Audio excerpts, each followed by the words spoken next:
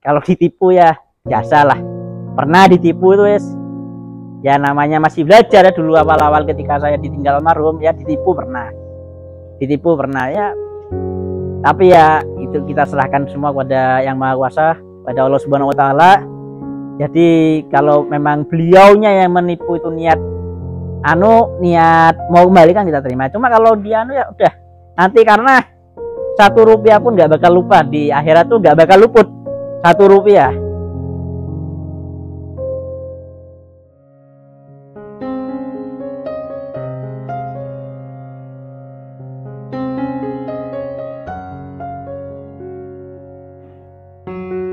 Bismillahirrahmanirrahim. Assalamualaikum warahmatullahi wabarakatuh.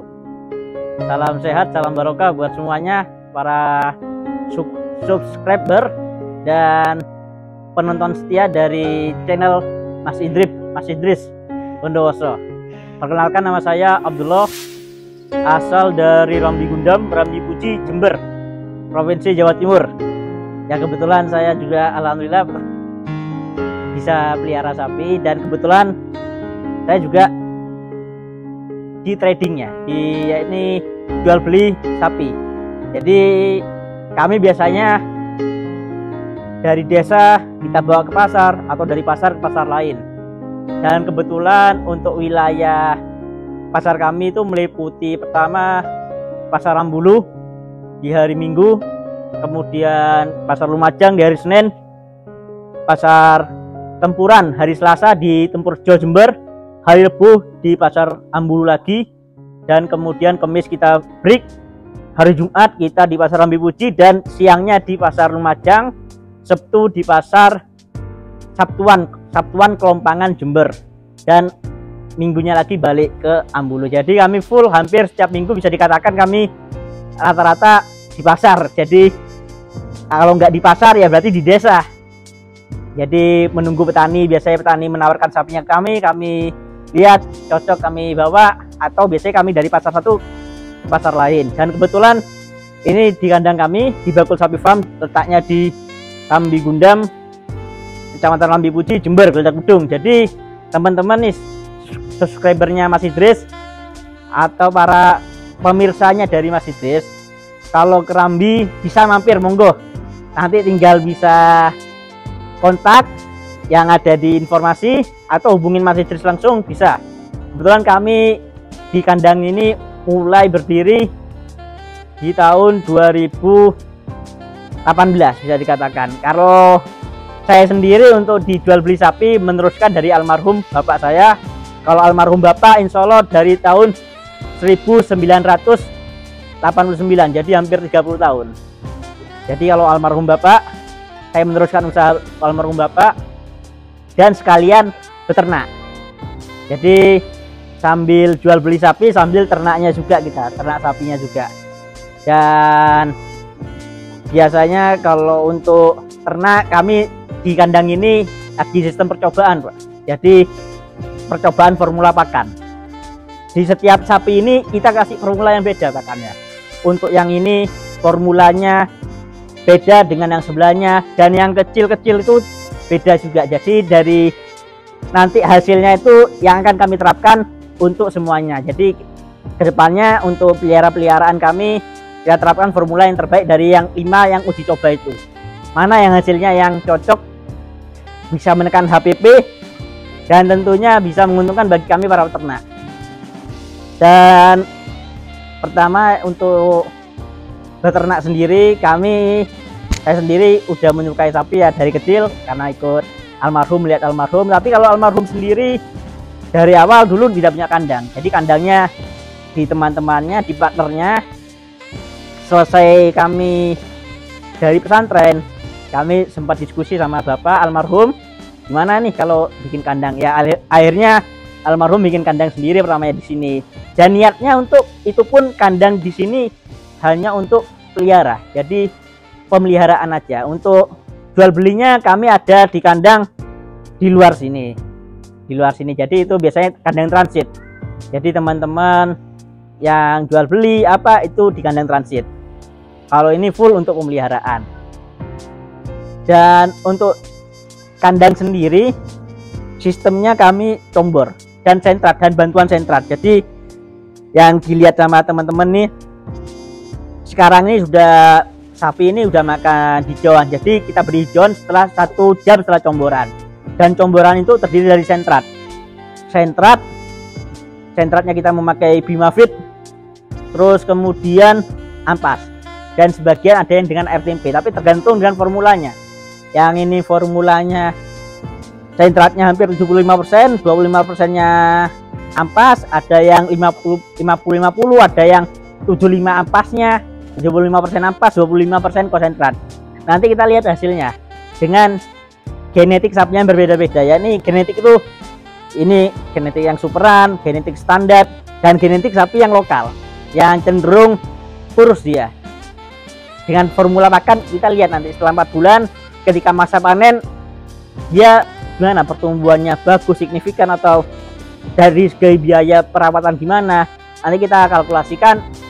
Itu yang kita baru kita terapkan untuk semua ternak kita, untuk semua ternak yang kedepannya yang ada di kandang ini ya. Terus untuk suka duka kalau di pasar sapi ya, jual beli, kebetulan kami jual beli sapi sendiri melanjutkan dari almarhum bapak ya. Biasa kalau suka duka itu, kalau usaha namanya usaha ya, nggak mesti lah, maksudnya urus terus ya, biasa. Sama juga pas saya ternak ini belajar, ada suka dukanya ada. Pertama untuk suka duka yang beternak dulu, yang di pasar ya kita jual beli itu ya biasa. Tapi kalau di pasar itu ya, pasar kami kan beda dengan ya sama pasar-pasar lain. Maksudnya beda itu kalau kita lihat di pasar Jawa Tengah atau Jawa Timur, Jawa Barat, itu di pasar ada timbangan. Jadi antara pembeli dan penjual itu fair, ditimbang sapi ya. Kebetulan kalau di sistem Jawa Timur itu bisa dikatakan masih sistem jogrok atau taksir.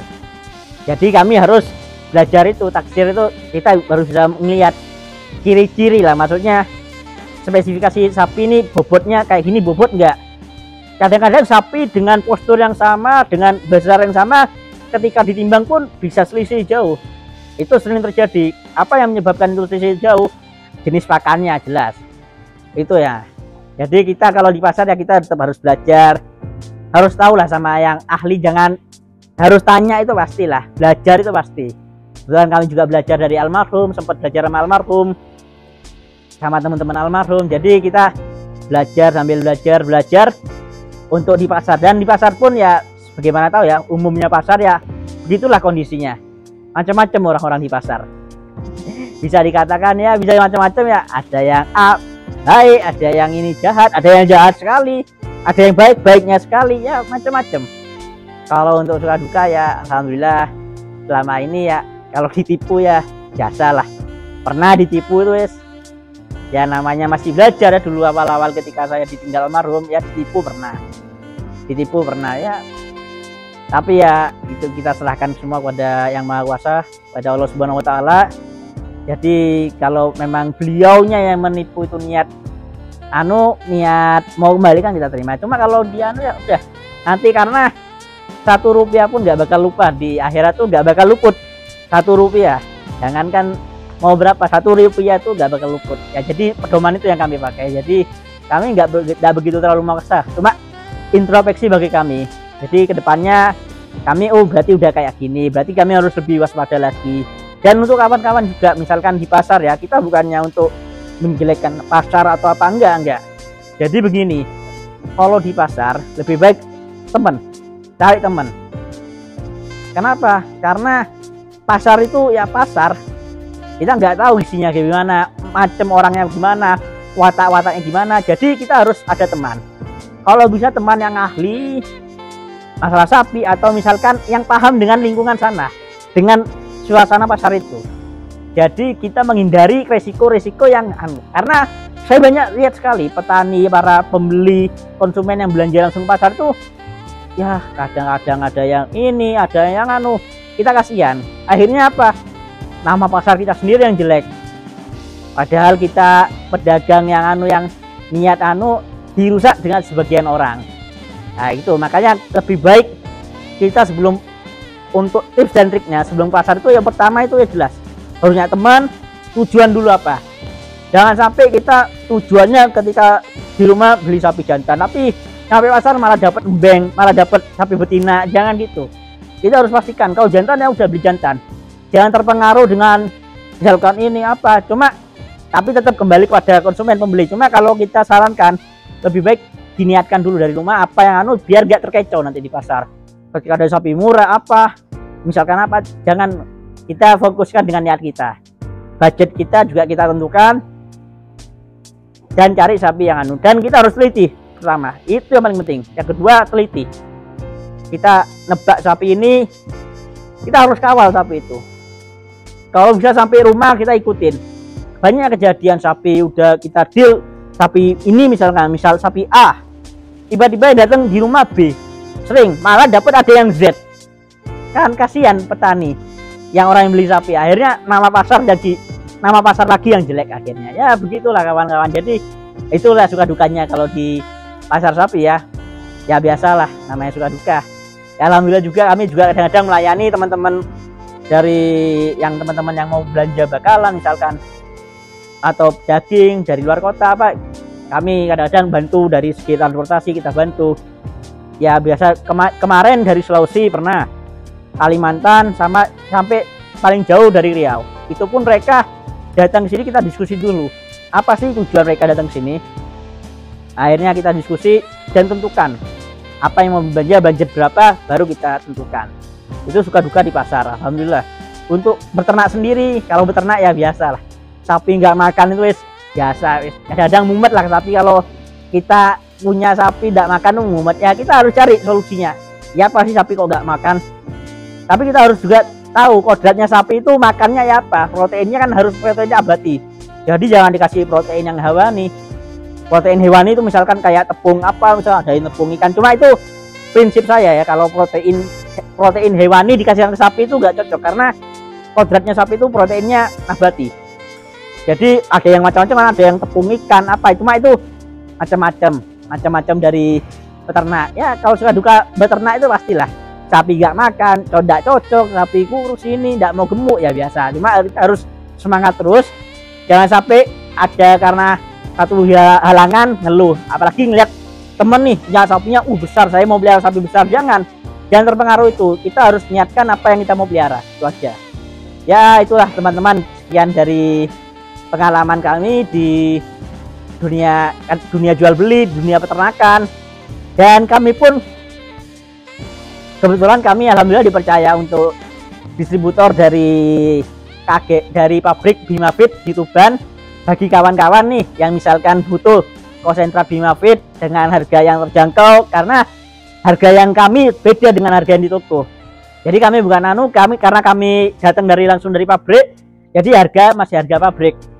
Kawan-kawan bisa datang ke rumah kami di Jalan Rambi Gundam, Desa Rambi Gundam, Kecamatan Rambi Puji, Kabupaten Jember, Jawa Timur.